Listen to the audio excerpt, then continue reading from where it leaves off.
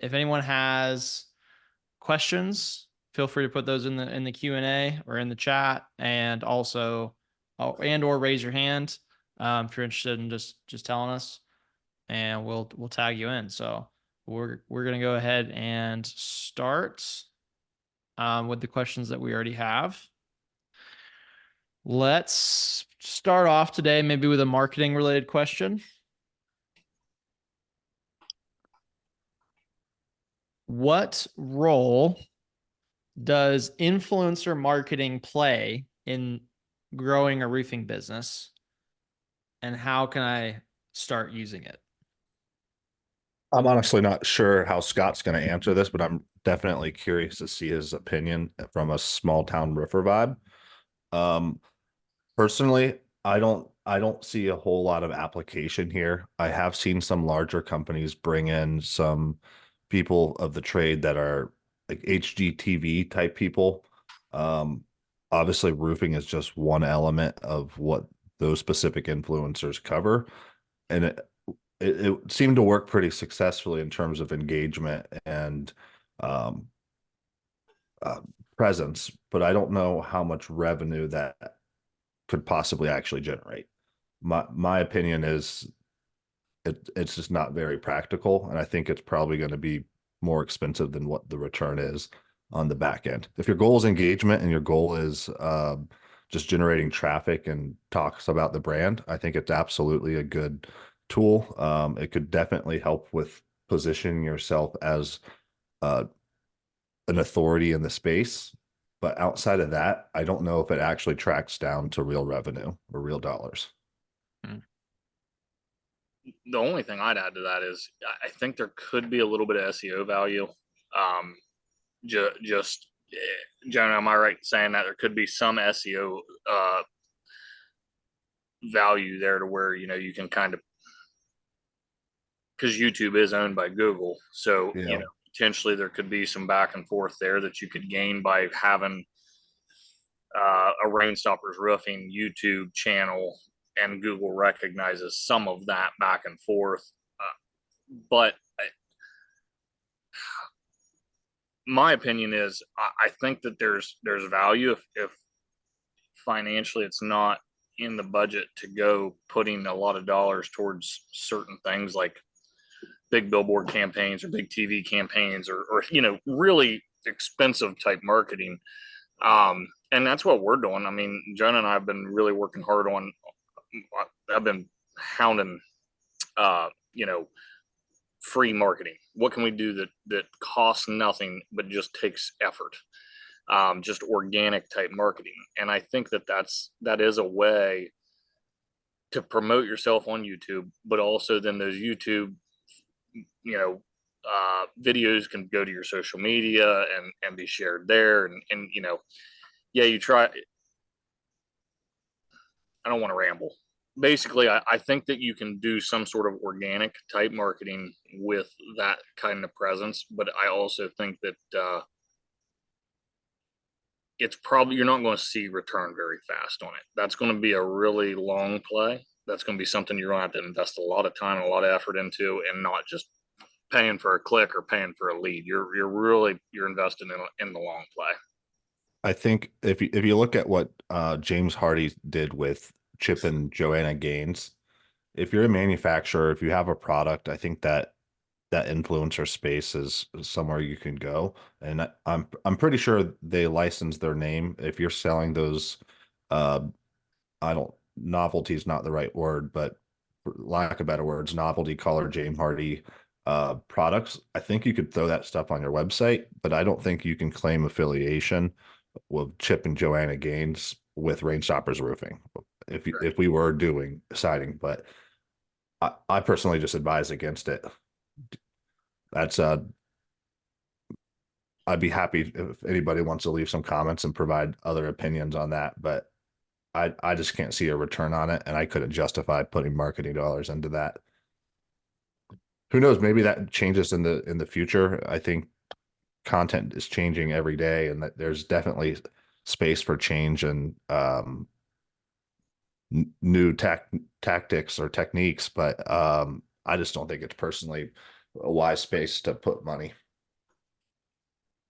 Yeah, I think my perspective on this is so what you're talking about with Chip and Joanna Gaines is that's like really big scale influencers, and that's they're probably not even gonna show up unless it's hundreds of Right. thousands of Right. dollars.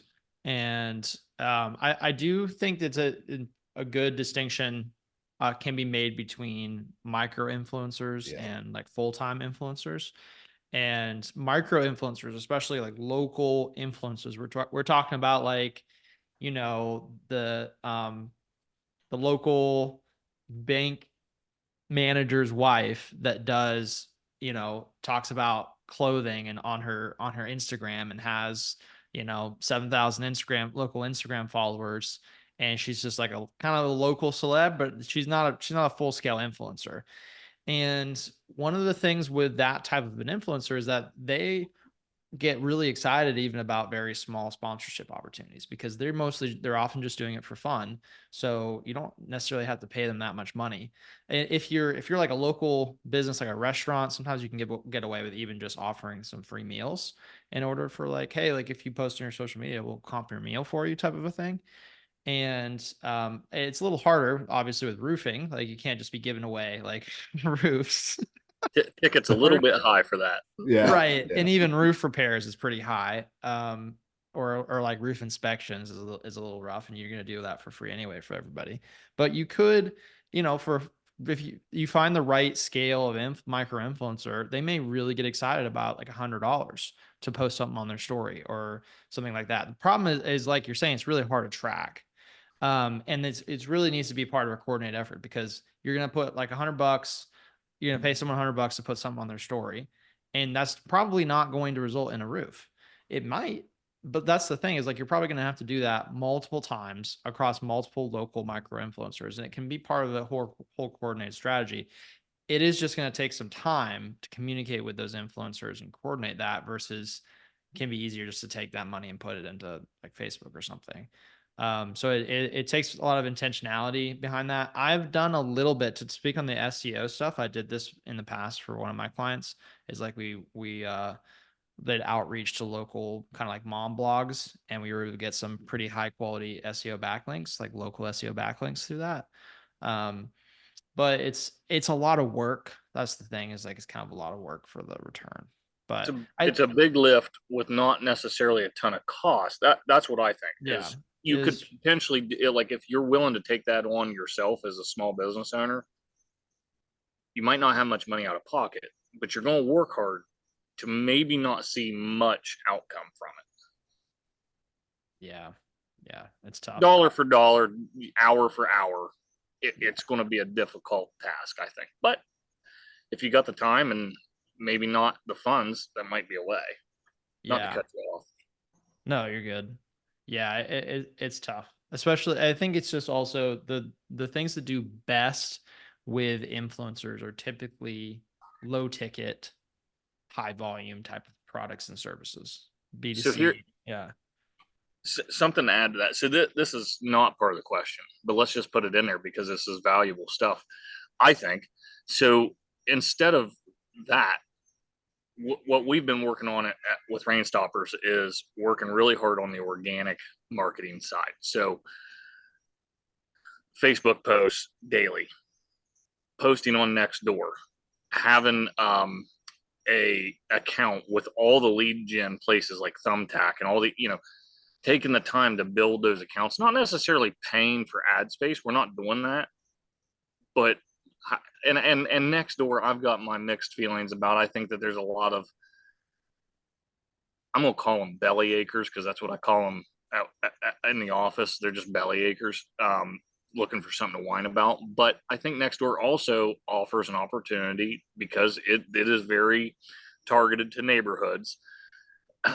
But these little channels where you can organically finance free promote yourself, and I think that maybe that's another alternative you could take on this is looking at all those other platforms. Have a Twitter, have a Facebook, an Instagram, a Nextdoor, a Thumbtack, a Porch, be on all of them. There's no reason to not. if you're willing to take the time to put into organic marketing, that's as good as any. Yeah. Makes sense. Anything else to add to that, Jonah? No, I mean, I align with that strategy, especially at that local level. We're tagging homeowners if they're okay with it, or we're kind of making it feel more. I mean, it is a big ticket item. I know roofs aren't like super exciting for the most average people, but like it's a big part of your house, and it can totally change the look of your home. And a lot of people are really proud of their home and what they've built and earned. I think it's very easy just to shoot a text and say, "Hey, do you care if we tag you?" And then they share it, then their friends like it and share it, then their neighbors see it, and XYZ. Like it's just a kind of an endless cycle, and it costs no money, and it just takes time. All right. Next question. How can we use financing in our sales process to make more sales? Yeah. So I actually just had a call while I was in Disney with Chris Scoville, and What a guy. yeah, he's awesome, dude. Like he's awesome. I love that guy, and I love his personality. And honestly, I mean, not to kiss his ass, I just think he's a fantastic guy. And we did an hour long podcast, and we got a little bit personal, you know. And I can't wait till it releases, because I think it was really good. I think it showed kind of the other side of the coin. It's not always great, right? Times get tough. But Chris is just such a personality and such a great mind in the space. Like he just knows so much. But regardless, to answer the question, what we're doing, I don't want to tell you we're having a ton of success with it, because in my market, I'm in an outlier market for the primary part of our business. So it's a little bit difficult to judge some of this stuff. Now, in these newer markets that we're going into, we're seeing more success with financing. We literally closed the job today with financing. I can't say that most days, but we did today. And it's with Proline. If it wasn't for the system that Proline offers, to where when you build a quote, at the bottom of each price for each optional roof package, here's a payment terms per month. So instead of them just seeing the $20,000, and my numbers are going to be wrong here, but instead of them just seeing 20 grand, it's have this roof for $300 a month for 10 years or whatever. No early payoff penalty. Here you go. And it's just built in. My sales guys don't have to do a thing to do that. It's built to every quote. AJ, I believe it's a toggle on, toggle off. Like if you don't want to present that, you just click the button, or you just leave it on, and it always presents that option. To me, you can't, unless you're a owner operator with no sales reps out running, you can't honestly feel confident that your sales reps every time are going to be offering financing. I've tried, it doesn't happen. It gets forgot, it gets left out. It's they got to take a pen out and actually do the math and write it on the quote, and they just don't do it. Without a tool like Proline or something of the like that has that ability to put that right in the quote automatically, you're probably not going to see much success with financing. We have seen a much financing has been used a lot more since we've started using Proline CRM, because it shows that option.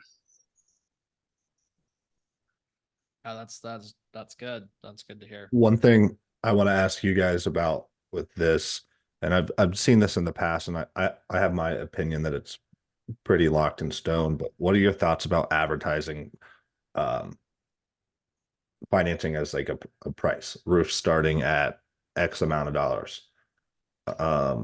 Obviously with your asterisks and terms and conditions or whatever that looks like I've not personally seen any success in that. I think it comes off a little bit scammy, but what are your guys' thoughts on that, and what do you suggest people do in terms of advertising? listen, we got a competitor that's doing something really funny, and it's really, really similar. And I agree with you. I don't like it. I years ago, and I'm talking like 5 years ago, I did something very similar on Facebook, and it wasn't an offer like that, but it was our average roof. Our average roof installation is running $7,000, and that's what I put on the Facebook post just to like let people know that's about where, call us. This is an average house. And sure as shit, the first person that called was a mansion in Beverly Hills over here that was a $40,000 roof, and it's like, okay, forget it. I'll just delete the post. But regardless, we have a competitor doing something very similar, and what they're doing is roofs as low as $69.99 ... and then you click read more in a Facebook post. So they've got it set up to where the read more is right after ...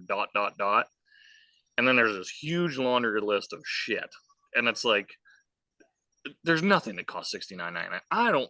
We have roofed single wide trailers, and they're $7,500 almost every time, and that's today's price. So I don't know where you're doing a $69.99 roof, but a single wide trailer costs more than that. So, it just comes off pretty scammy. I don't like the idea. Maybe somebody's having success with it. I don't like it. I like offering that to the customer at the point of sale. Makes sense. How do you handle the fees associated with financing? Do you try to somehow like discount around them and stuff like that to try to offset it or anything like that? This was a big part of me and Chris's conversation because, you got this law in place that says that you can't charge for financing. You can on credit card charges. You can't on long-term payment options. I didn't know that, but that is, I guess, the way the law is wrote. You'll hear it, but Chris went on to say you can charge for an ugly fee. You can charge them 10 grand because they're ugly. You can add a line item for an ugly charge. Like there's all these, you can charge for anything. You just can't charge for long-term. And that's a terrible thing to say, but that's not directed at somebody. It's just, that's how crazy of a law it is. It's nuts. Yeah. He's got some really, really interesting ways to present that. And,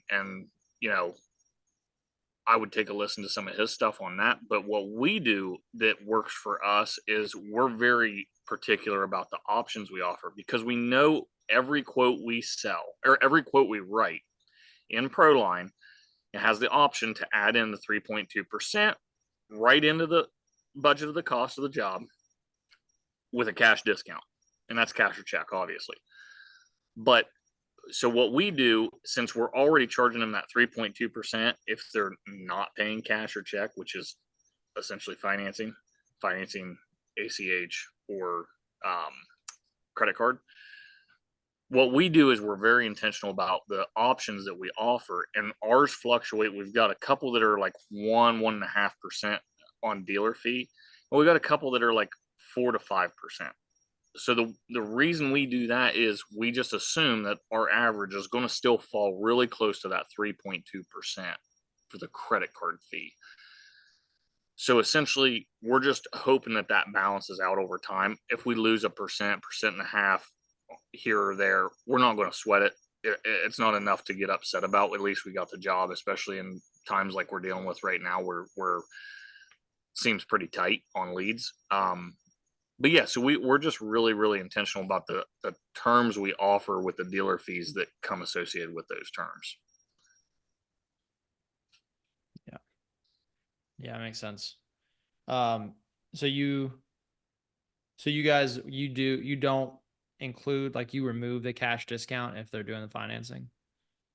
Yeah, if you're financing it, you're paying 3.2%. Yeah. Well, you're just not getting the 3.2% discount. Correct. Yeah. Correct. You're not getting the discount that would come with a cash or check. You're paying the full Monty. You're paying the 3.2 on top. Now, and they know this is not a secret. Everybody knows, like, that's part of it. And here's the problem. If not, then we got to be like gas stations. We got to start charging you $2.50 for your Mountain Dew. You know what I mean? Yeah.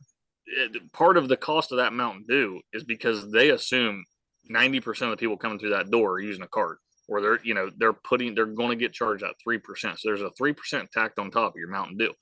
Well, there's got to be 3% tacked on your roof too.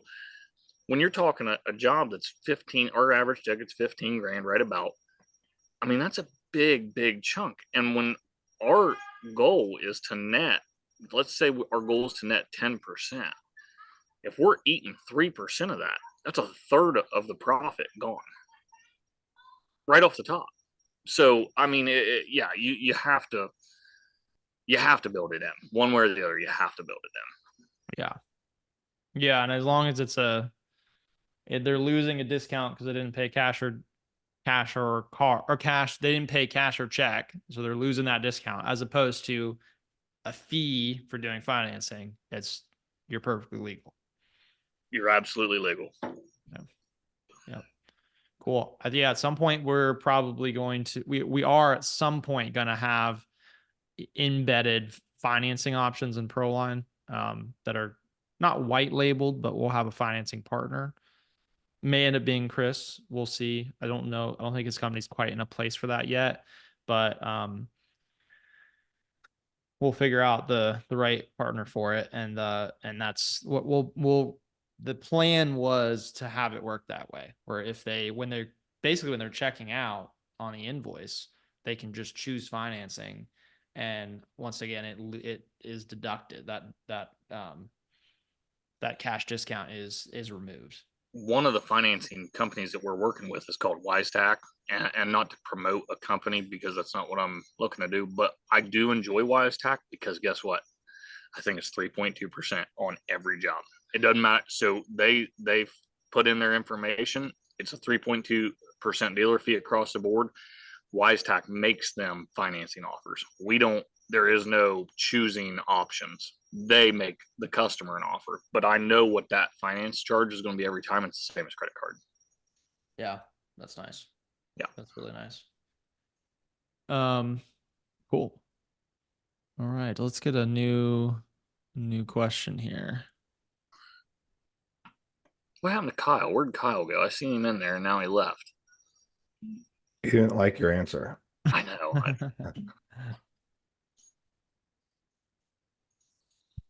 How should I document and handle change requests that occur after the contract is signed? That's a loaded gun right there. And we don't have any.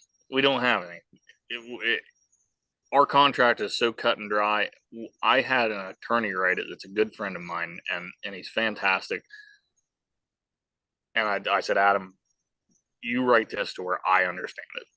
Like, if I can't read it and know exactly what I'm getting, you got to rewrite it. Like, that's the contract I want, because he knows that I'm not going to read some bullshit. Our contract's 1 page, so it's not. But we have a really simple terms and conditions on the quote along with the contract that's like 4 sentences. You pay this much per sheet of sheeting. You pay this much for extra layer of shingles for tear off. I think there's 4 things. The third one is if we fall through the roof, and we've talked about this before. If we fall through and we damage inside of your home, that's on you. You waited way too long to put a roof on this house. If we can't safely walk up there without our foot going through your ceiling, we're not drywallers. We're not doing the drywall because you waited 10 years too long. But they're very brief, basic sentences. We don't have questions. Hey, we've got a picture of every piece of plywood that's bad. That's your bill. This isn't a change order.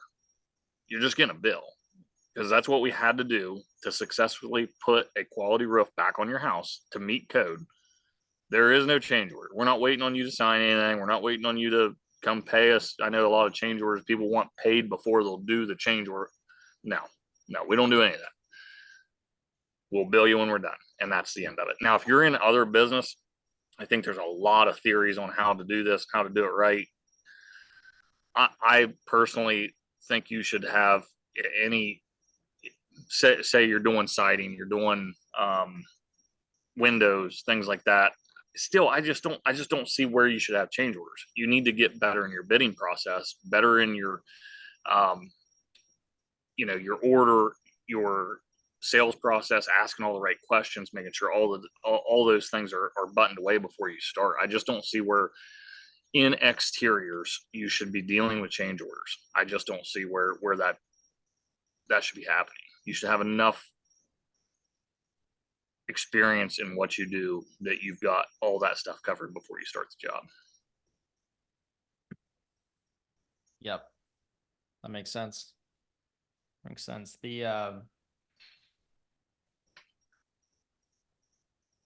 Trying to think the way, I don't know if even you guys knew this, but in ProLine it's not you can do it as a change order. You can have a change order quote template that you can send, but you can also just have no signature page, which allows your guys, when you have that, you can just simply go in there and you can have something for OSB, something for whatever. You can generate very simple. It doesn't need to be fancy. You're not going to send to the customer. You can just quickly add it to your list of quotes and then approve it internally because there's no signature page. So it can just get approved. And then at that point, it will get added to all future invoices. So if you're using the running balance approach to invoicing in ProLine, Right. then you can just do that, and then that will get added automatically on all future invoices. You can alternatively just tack it onto the invoice and just add it manually to the invoice, but it just depends on whether or not you want to track that, how much you want to track that in ProLine. So, cool. Jonah, any thoughts on that? No, I think you kind of hit. Yeah, I think you kind of hit the nail on the head. Yeah. I don't really have a strong opinion one way or another on it. Cool. All right.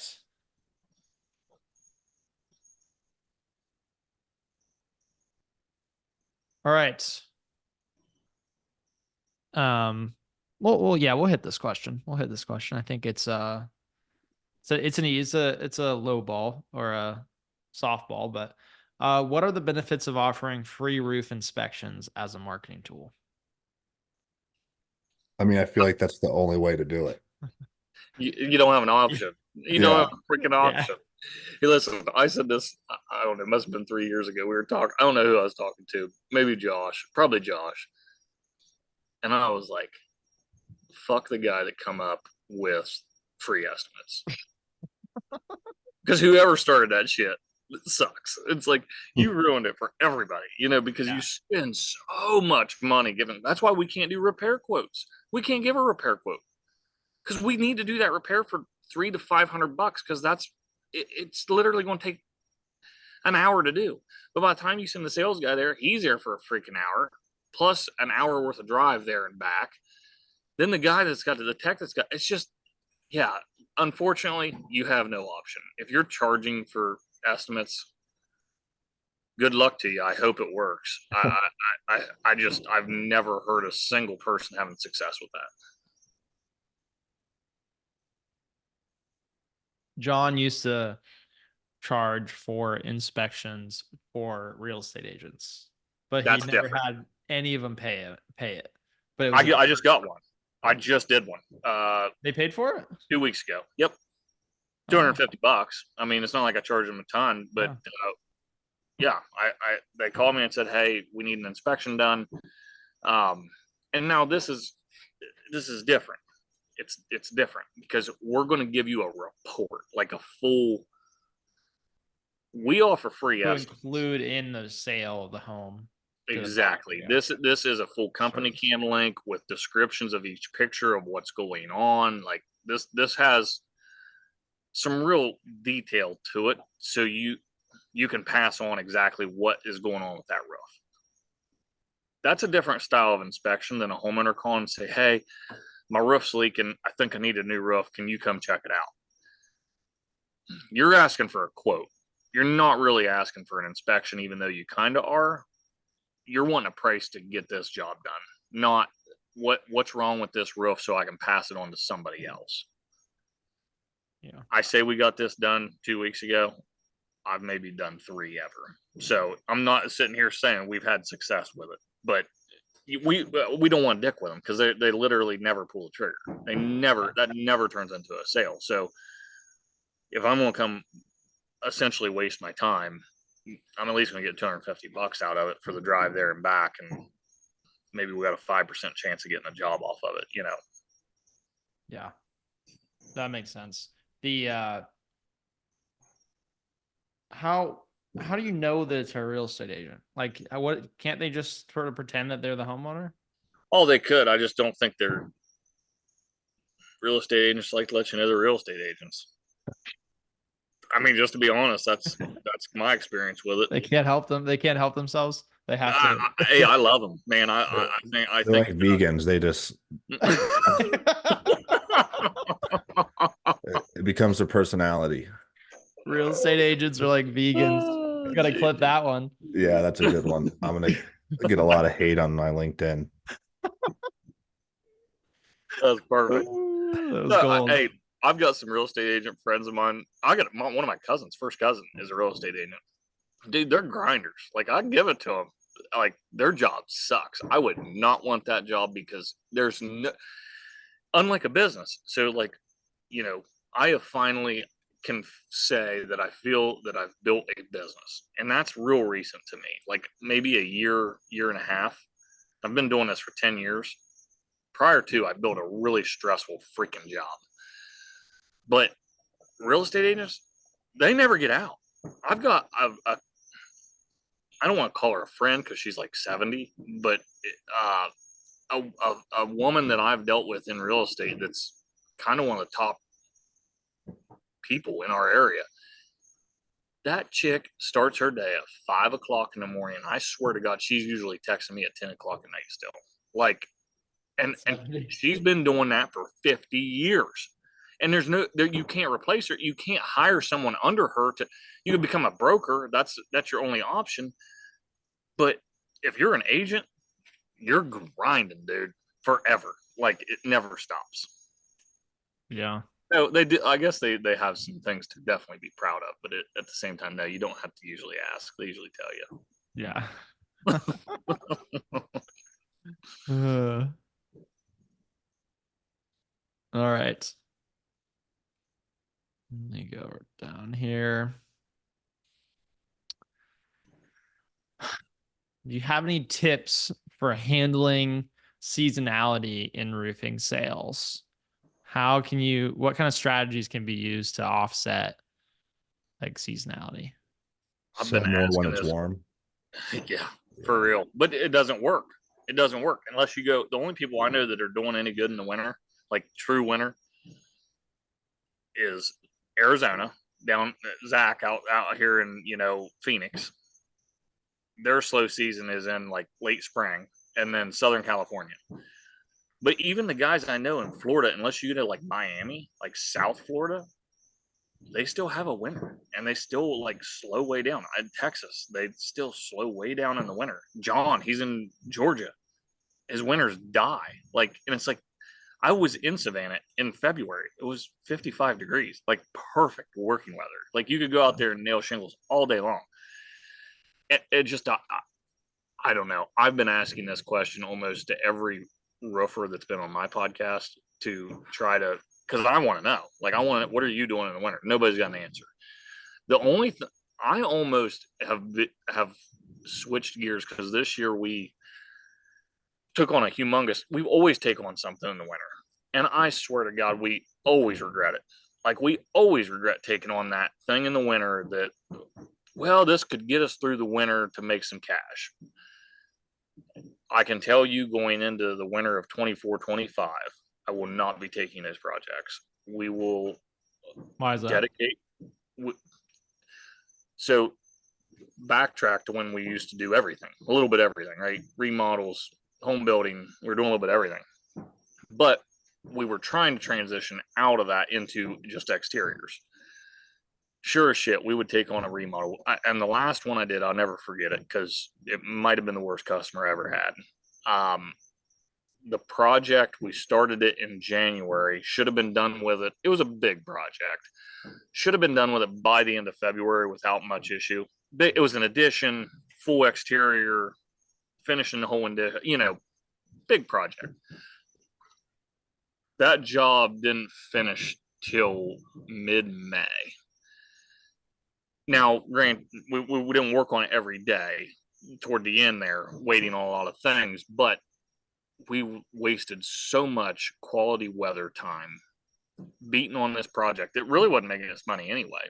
It was just kind of filling a void, filling a gap, keeping labor busy for nothing. We made no money. We just wasted money because we could have been working on projects that actually made money. So I can tell you, I have completely budgeted this year, and I budgeted the last 2 years, but I just am so hell bent on grinding 12 months a year as best I can that I'm not willing to sacrifice an opportunity to go make some money and propel the business forward.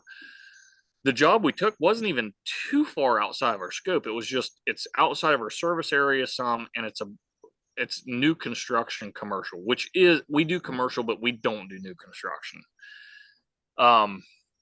It was just, it's out of our comfort zone. It's 3.5 hours from our office. So it's such a haul to get there.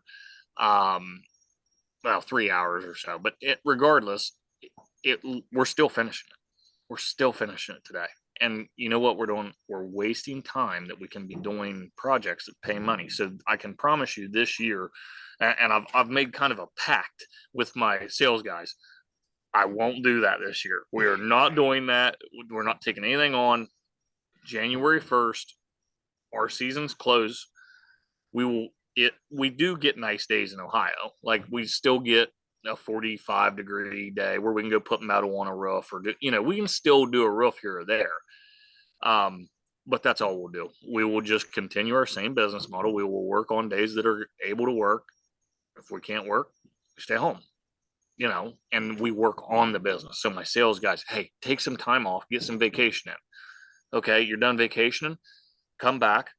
Let's work on sales process a little bit. Let's train the next guy that's getting hired. Let's do things like that in the office that need done, because in my opinion, we missed an opportunity this past winter by going down here and screwing with this commercial job that we are going to take a loss on. I've done the math on it already. We are going to take a loss on it. And we could have done some really, really high quality training. We could have implemented some other processes in our business that we now wish we had, that we just didn't take the time to do. So it's almost a blessing. It's a blessing. Just understand that, hey, you got a business that gets a break. Most businesses get no break to reevaluate and fix the things that you screwed up all year. You got a chance to fix it. That's what I would look at it as.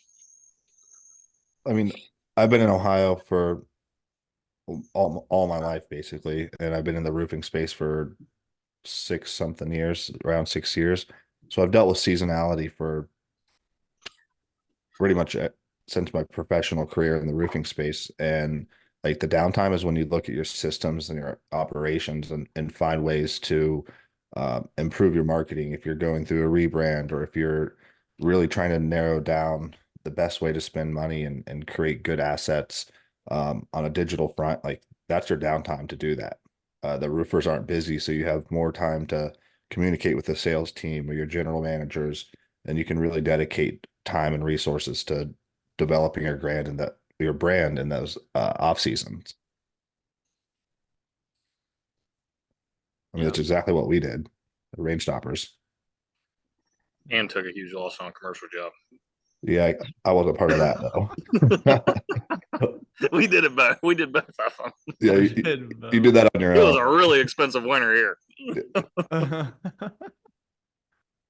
Oh man. Yeah, that's tough. It's tough. It does kind of blow your mind that like places down here in the South still have the same thing. Unbelievable. There's no practicality to it. It's just pure psychological, I think, on the side of buyers, because it's just like, do people just psychologically not want to do things in the wintertime, even if it's still warm? So I'll tell you one tip. One tip that's worked for us in years past. We do not like selling metal. Like, we don't like it. I hate it personally. It's just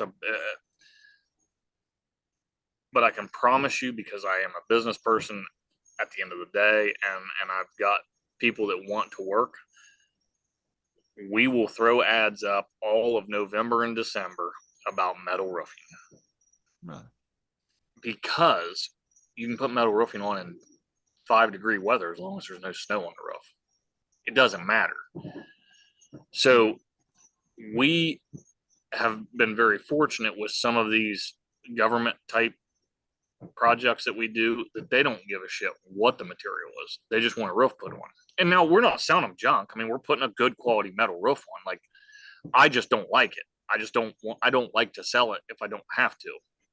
But what we'll do is we'll get these jobs and we'll make them contracted for a time frame. So we'll tell them, yeah, we'll do the job, but it's going to be in January. And we may even give them a 5% break, you know what I mean, to move it to January instead of November. They don't care. So that's how we get. I'm going to tell you, Joe and I were just talking about this. Q1's our worst quarter by. I've never made money in Q1. I've always taken a loss in Q1, always, every year. I'll make it, but Q4 is usually my best quarter because December's not that bad, and you're basically finishing up your backlog. So you're hammering away right up to Christmas. So yeah, January, February, March suck because March sucks still, even in these not cold climates, because everybody's kind of coming out of winter, right? And now they're just now getting quotes. They're not signing the contract for 2 weeks. So that's, it usually lags also.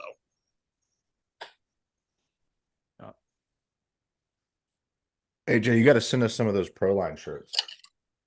I do. Yeah, I like that. Yeah, That's nice. Why have we not sent you guys shirts yet? We haven't even sent any of the employees that we've hired recently shirts. James has all the shirts. I do the same shit in his closet, and they're just sitting there. We did find out that like shipping is really expensive right now. Shipping is insanely expensive. So it's shipping like 3 shirts is like $40, which is crazy. Wow. Yeah. I got a good supplier for you if you need some connects. I'll actually be in Georgia here in a few days. So you just have them babies ready. I'll stop and get them. Yeah, we'll stock you up and we'll give you Jonah's too. Save on shipping cost. So, all right.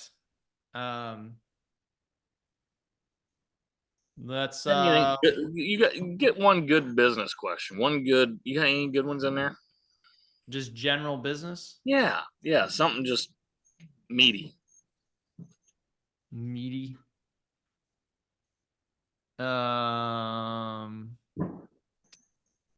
Yeah, we'll get one more. Let's get one more. I'm gonna try to get something that all of us can there you go. That's dig what I was into.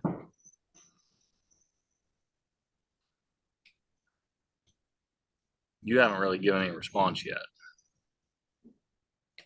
Who? Me or Jonah? You. Me? Yeah. I answered stuff. What are some nurtured? We need some like elevator music or something.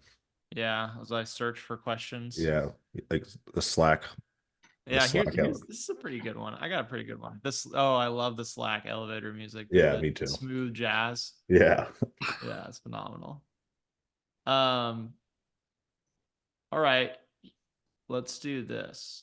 How do referral programs benefit roofing sales, and what are the best ways to implement them? It's nearly impossible. Nearly impossible. There's so many. Actually, I have a really good reference because I found out my cousin's working for a roofing company up here in Columbus, and they built out a whole custom app and like dashboard so that like the homeowner that does the referral, like you build points and every referral is like $100. If it closes, you get another $100. And are you talking about Get the Referral? Does it get the referral? No, unless you can white label Get the Referral. It's a custom looking app. Like that's Get the Referral, I think. It might be. It's sweet. What? Yeah. Get the Referral. Yeah, they custom like white label their app for each company. I'd pull it up, but it has their logo on it, and I don't want to bring any names into it. But I've tried all over the place, and I've been with a couple of different roofing companies over the past couple of years, and it is really difficult. It's not impossible. I take that back, but it is really difficult. Um, the average consumer doesn't even know that they need a roof until you're there knocking on their door for the most part. Like the chances are they probably don't know somebody else that needs a $30,000 roof in the same neighborhood. Um, incentivize is always my go-to tactic. Here's $200 Amazon gift card if you get us a referral. And it obviously closes. Tracking that has been definitely the hardest thing that we've ran into is keeping track of John Doe referred Billy Bob down the road and making sure that like those rewards are getting paid out. And it just always become a nightmare. I think it's definitely essential for growing your brand. And obviously the best type of customer is a referral customer because they have direct experience with somebody who's worked with you. So they're able to talk about the quality of service you provided, maybe the price point. I think it's essential to find some way to make it work, but I don't have a golden ticket for that answer. Yeah. We're definitely going to get the referral out. I got the golden ticket. You've got the golden ticket. I've got it. I don't believe it. I'm telling you. So here's the thing. It doesn't work. Like the referral programs, I don't want to say they don't work, but it's not really worth the time and the investment. I don't think. I think the way referrals work in the new age, because the referral programs, I feel like are kind of an old school method. I remember my dad telling me a story. Everybody get off work. They stopped at the bar on the way home. You know, the local bar. Every community, like every 100 houses, had a little bar, right? And you always stopped at the bar. You drank 2 beers with all the guys, 20, 30 guys in there. You went home. You had dinner. It was a network of that community. That's how you could do a referral program. Nobody talks anymore face to face. Nobody like interacts with their neighbors. Nobody interacts with the guy having a beer at the bar down the road. No, that doesn't happen anymore. Like nobody does that. So the way referrals work today is not through referral program, but it's through a lot of work. It's through putting the yard sign in the yard. It's hanging door hangers throughout the neighborhood while you're working on the job. It's having the wrap truck in the driveway. It's posting that picture of that house on Facebook and targeting it with a boosted post or something like that. You can laugh at me about the boosted post thing, but I think it works. Do it to a very, very tight market, 1 mile, whatever. Do these, and I'm probably, I might as well mention him because I talked to him. I'm not doing his class necessarily or anything, but Brad Akers, I know he speaks on some of this. And him and I have a couple little different views, but regardless, Facebook is a referral tool. That is not a lead gen tool. That is a referral tool. And the way you use it is to post those posts daily. We're completing in our business, we're completing 1 to 4 jobs a day. I want every one of those jobs posted. I'd like to have every one of those jobs with a $5 or $10 boost just to that as small of a radius as I can possibly put on it. I want the yard sign in the yard. I want the truck in the driveway. I want the door hangers on the neighbors' houses. Because what that does is, even though they don't speak, they saw their neighbor did their roof. They hired your company. Now you built some trust with them. So now you've got a referral. Maybe not verbally, but you got some sort of referral because guess what? They didn't talk shit about you.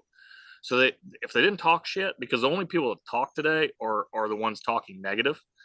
Nobody talks. Nobody goes. Like I said, nobody goes to the bar after work. Man, I had this great company come over to my house and they did this work for me, and they're great. You know, no, nobody says. The only thing anybody says, boy, those guys really fucked me. You know, that's the only thing you get today. If you get anything, you know, and obviously you don't want that. So silence today is equivalent to 30 years ago, somebody bragging on you.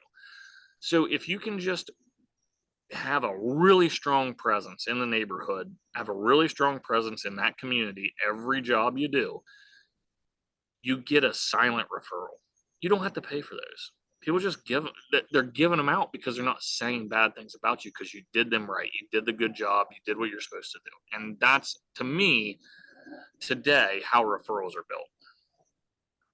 Yeah, I agree 100% with all that.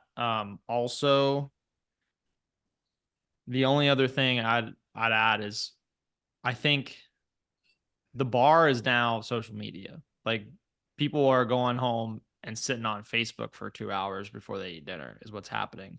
Yep. And Facebook or Instagram, or wherever, TikTok, wherever it is.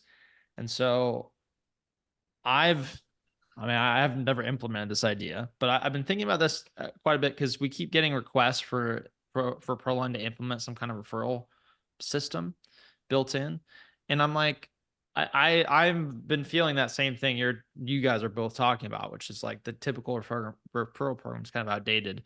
But what do you guys think about doing a some sort of either a rebate or a discount if while you're doing the job the homeowner posts something on social media, like right after the job or when you're doing the job, will post something about your company on their social media and tag your company I think it's and giving fantastic. Yeah, doing I like so that. to do the maybe it's 250 is too much, but be like, hey, it's $100 or I got $100 gift card here. All you got to do is post on social media. It goes back to that micro influencer strategy essentially, but it's even more powerful because you are putting the roof on their home. It's a testimonial. Yeah. Yeah. Which you don't want. It's a gray area because it's like you don't want to tie that to like getting a Google review or anything like that. But a social media post is a little different because you can almost turn them into they're being an influencer for you. If you can take a picture and let's say the homeowner isn't home and maybe you send them one of the pictures, one of the in progress photos, whatever, hey, if you'll take one of our photos from our company cam link that we send you anyway, you're getting 100 photos. If you take one of these photos, put it on your social media and just, express, your thoughts about our company, we'll knock $200 off your bill. We're paying that to acquire a lead pretty much anyway. Exactly. And here's the thing, our conversion rate on referrals, you know how many people we get that say that it's a referral and we pay for none of them. They didn't even talk to the last person, but they call it a referral just because they know John Doe down the road had you do the roof. Well, John referred me to you.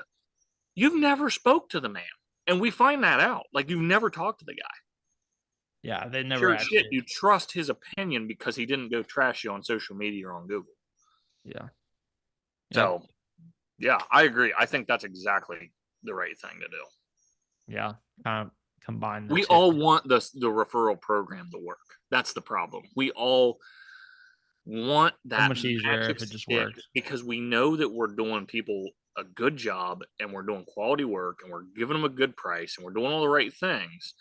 And all we want in return is you to go tell your friends about us. But the only way to tell your friends about us today is to post it on Facebook. You can't expect anything else to happen. Yeah. Yep. I mean, I mean, even the only other place that you like people do get together in person, but even when that's the thing now in person is so special of an experience that it's like nobody's going around like they would get together with their friends being like talking about a roofing company. Same No. thing with like the group chat. Like no one's posting in the group chat about how much they love. So it's social media is where people will be comfortable posting something. Yep. If you Because they're there so much. Yeah. Yeah, I agree. Yeah. So, all right. Well, let's wrap it up there. It's been fun, and I got some good clips. Gonna make sure that that vegan one gets clipped for. That'll be a good one. But all right. The hate mail's coming. The hate mail is coming. We will see everybody next week. Sounds good. Thanks, guys. Have a good night. See ya. Bye.